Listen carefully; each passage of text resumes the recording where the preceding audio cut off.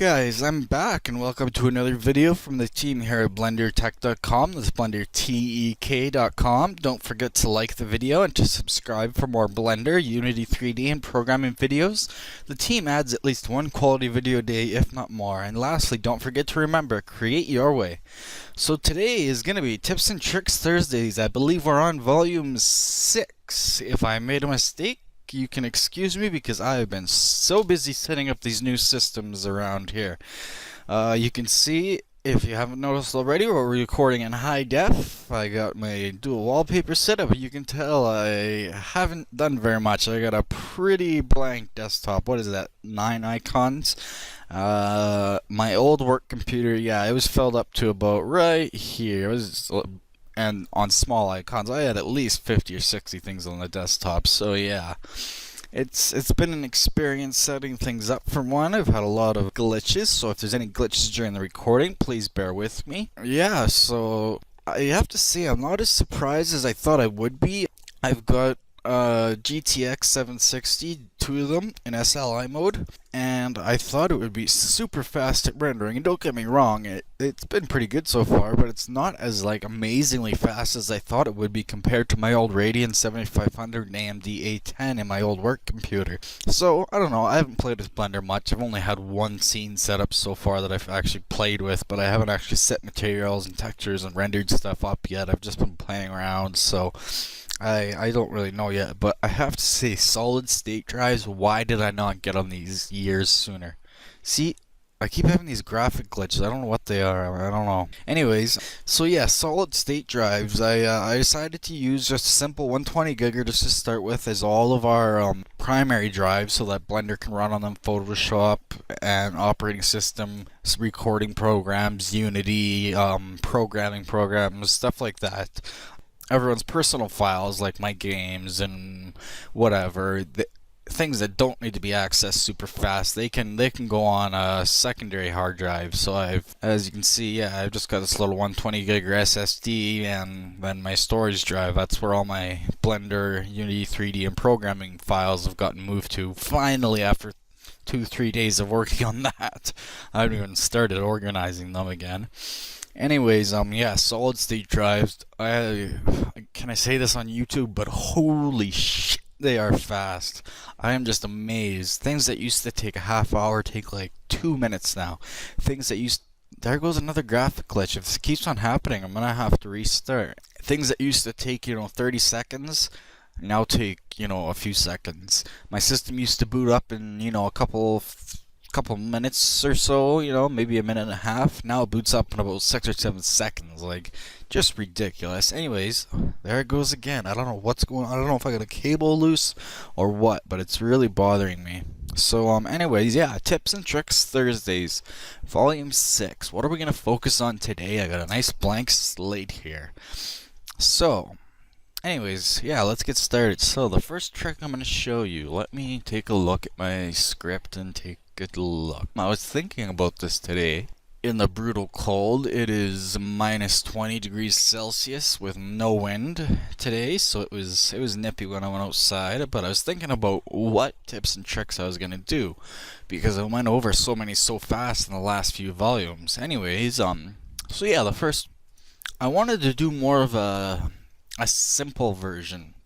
So I wanted to show off some things, like, for example, the first thing I'm going to show off is snapping. I think everyone that knows how to use Blender knows how snapping works, but for people that don't, for beginners that are watching, or if you just want a refresher, I wanted to show you a few things about snapping. So let's say in front view here we had a cube. I still want to re-exclaim my Shift AMP to add a plane quick, or Shift AMC for a cube. I'm still getting used to those hotkeys, but it's going to take me a long time. So let's say we had 3 cubes just set randomly, right? Let's go into 3D orthographic and let's just set them at different places. So you can see they're at different places in the 3D space. And right now, or by default, you'd have increment snapping. If you were to just grab it, it grabs normally, right? But if you grab and hold down Control, it snaps by whatever units you set up. So right now it's snapping by 1 unit. on the grid floor. Like one blender unit is what it's snapping by, and if I hold down shift, it snaps by 0.1 unit. And again, you can change this in your settings by how much it'll snap by, but see how it's snapping to the grid floor nice and like it's snapping, right? So yeah, everyone knows about that. But I think what people don't use enough is vertex, edge, face, and volume snapping. Vertex snapping, one of my favorite, okay? Let's say you want to line these two cubes right here up. The one on the left and the one on the right. These two right here. Let's say you want to line them perfectly up. So usually you'd grab it and you'd try to line it up and you'd zoom in a little more and you'd get a little closer and you'd do something like that, right? But with vertex snapping and in closest mode, all you gotta do is hit G and then hold down Control and you can snap right to the corner and they are lined up perfectly on the first try. There's no gap whatsoever. Now there is going to be doubles, I believe. You can see there's a little bit of artifacting when I zoom in super close. So there's going to be doubles you'll have to remove if you do that, but that's a great way to line things up. And you can do it to any vertex, right? So, you know, you can snap it right to there. Perfect, perfect, perfect every time. So if you didn't know about vertex snapping, that's very easy. Play with the different options. It's going to do a little bit different things. Like if I choose center and hold down Control, you'll see that it's now snapping center point, the median point, to the vertex of my choice. So you got to play around with the settings a little bit. Another good one is edge snapping. So here's one that people don't know a lot about. They don't use very often, but it can be useful in the right situations. Vertex snapping usually does you pretty good, but line snapping, let me press G and hold down Control. Now I can choose any line at any point, see? So this is great if this isn't the best example. It shows you how it can go along any line, but it's great for lining things up. How would I explain it? I might have to load in another file to show you, but you get the general idea. That is a great way to line up two edges together if you don't, if they're like a distance apart like this, say for example, let me go to front view again. Say they're a distance apart like this, you've got two objects created, but they need to be right together, and you don't want to really change the objects too much. All you gotta do is go into edit mode, grab the line that you want to connect. Whoops, I'm in vertex mode, go to line mode, and then all you gotta do is grab, hold down Control, and just snap it right to that edge line there. And as you can see, it snaps right to that line right there. So that's a good way to line things up perfectly right on an edge. Again, kind of a bad example, but it shows you how it works.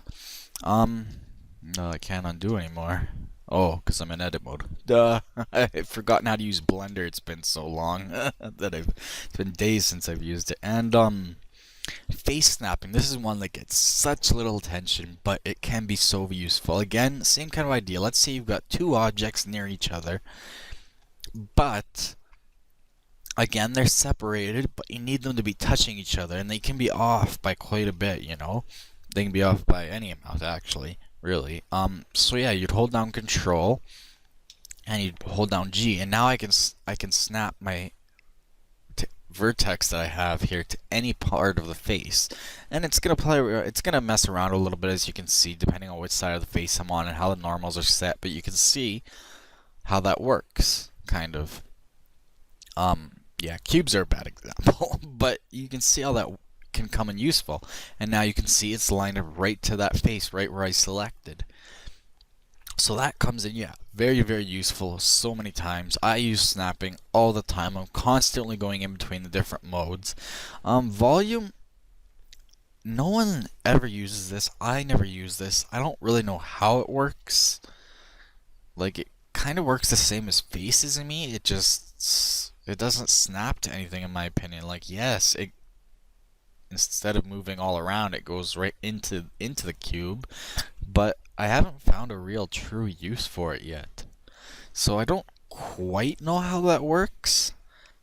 I don't know. Maybe you guys can enlighten me, because I've never seen anybody, even the pros, find out exactly how this works. And I haven't read the wiki enough, so I don't quite know. Anyways, that's snapping in a nutshell. I just wanted to bring that up for beginners. And I think there was one more thing I was thinking of for beginners that I wanted to show. What was it? Oh, one thing to add on, snapping works for most translation and editing modes. Like, say I wanted to scale this vertex. Okay, bad example. Say I wanted to scale this, to right there. You can do that too, right? So you can scale it to certain sizes. Again, that's a bad example because these cubes are all the same size, but if they weren't, it would snap to different size cubes. So if I went and made this whole cube bigger, and then went into this one in edit mode, and if I scaled to there, you can see, I gotta choose 2 different points, for example. Okay, this isn't working out like I expected, but you can see how it can work. Is it? Oh yeah, I'm in median, not closest, that's why. Okay, so you can see how it's now snapping 3.6717 times. That's how big I made this cube, is 3.617 times bigger. So if I did that to all the vertexes and picked that vertex, it scales right up to that vertex size. So yeah, play around with it. It's very, very, very, very useful if you don't already know how to use it to perfection. I'm sure you do, but for the beginners, that's a good one that you need to know about. One thing I've kind of wanted to bring up for a while, but now that I've got a bunch of different systems sitting around and my old work computer, I wanted to bring up in user preferences under add-ons. I believe it's under official. You can set up a render network. I got too many add-ons. Yeah, network renderer. So as you can see, it's stable, but it's still a work in process. What you do is you enable this, and then you set it up so that, see, this would be the host computer, and then all your other computers that have this enabled in Blender running, they would be the slave computers, and they can do rendering for you. So instead of trying to use renderfarm.fl or FI or whatever it is, I've never used it. You can just do it with your home computers if you have more than one, especially if they have decent graphic cards or a powerful CPU.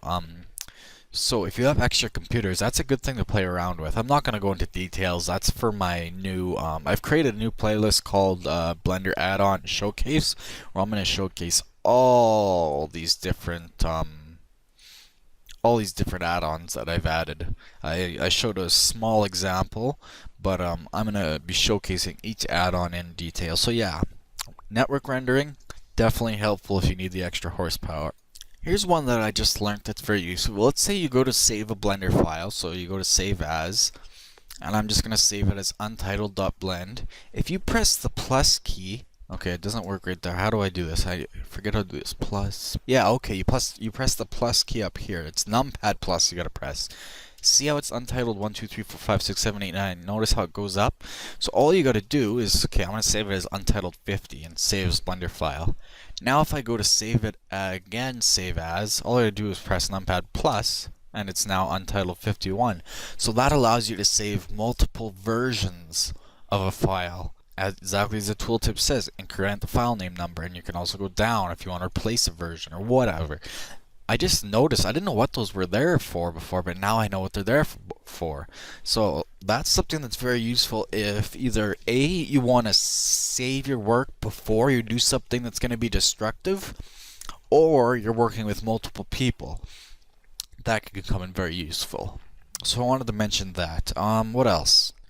A really quick one is if you go into numpad 0 to, why did I not turn on screencast keys? I always forget that. I'm sorry guys, I've not been thinking, they're not set up properly.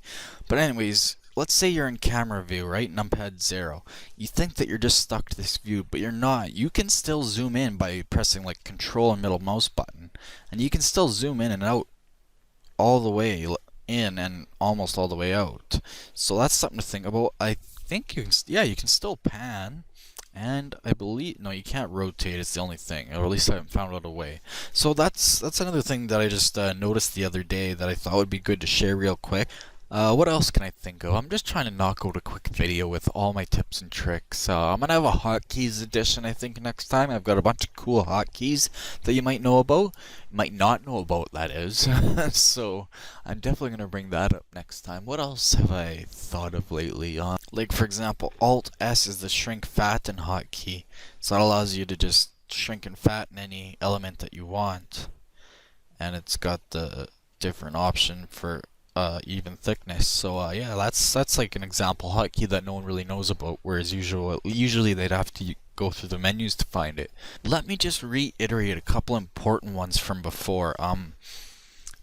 A very important one from before is the special input mode. So let's say you are scaling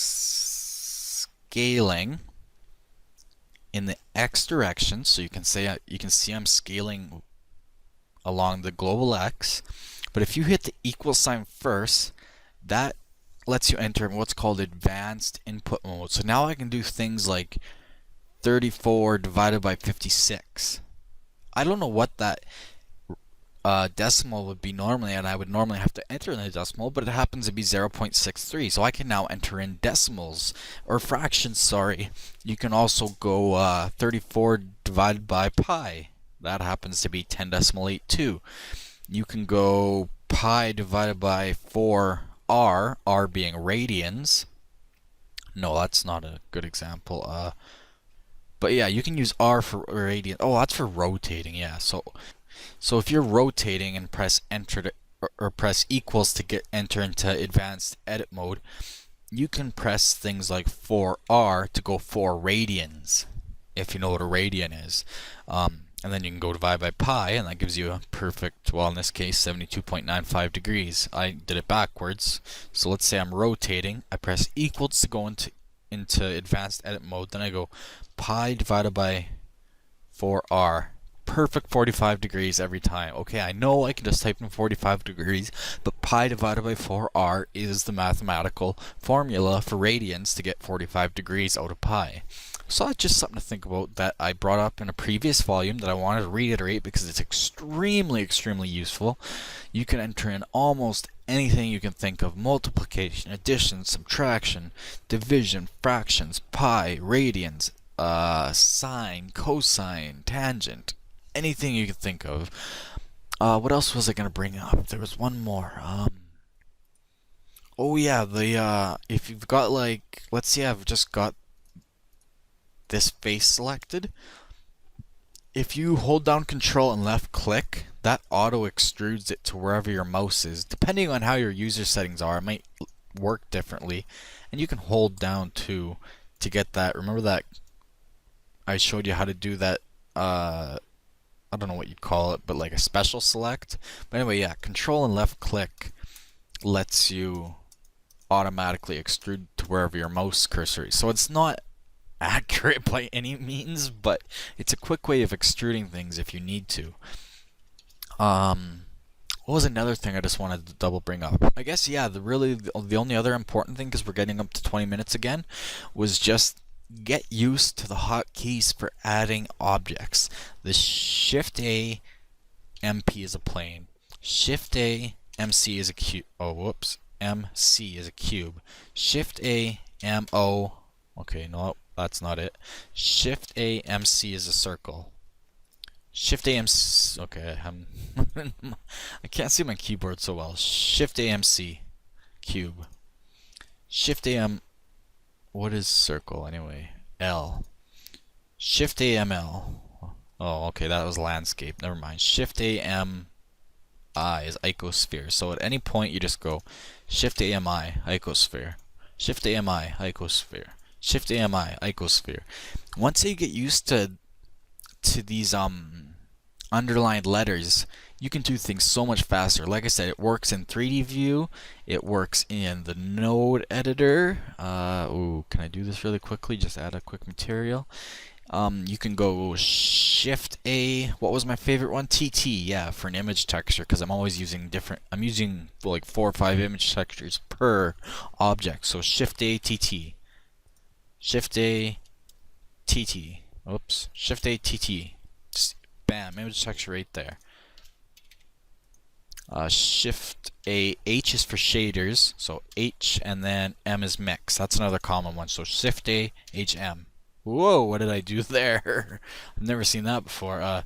Shift A M H. I'm going for speed here. Whoops, not M H. H M. Shift A H M. mix shader, bam, just like that. So that's something that you can pay attention to, and I still haven't remembered them all. I don't expect you to, but it is very useful. So anyways, we are getting up to the end of this Tips and Tricks Thursdays. It wasn't as thorough as my other ones, but I just wanted to let you know that I am back. I'm in full 1080p. You're going to see some great animations coming from me. You're going to see some actual full tutorials now that I got the processing power. You're going to see a lot more coming from BlenderTek now. Now that I've got the horsepower to do it, like I said before, it's just amazing what these modern computer systems can do. I haven't built a computer in a long time. I've just been on a laptop for ages. So yeah, thanks for watching from the team here at BlenderTek.com. Again, that's BlenderTek.com. If you enjoyed this video and learned something, please like it. Don't forget to subscribe for more Blender, Unity 3D, and programming videos. We now offer hard copies of our videos. If you'd like a copy to download onto your computer to watch later, let us know and we will upload it to our server for you to watch later on the media player of your choice. If for some reason you dislike this video, don't just leave. Instead, leave a comment or email the team at info@blendertek.com about what you did or did not like. We also take requests for tutorials, so let us know what you want or want more of. And we are working on the Aurora tutorial. I promise you, we will figure out a way to make Aurora. I already have some ideas.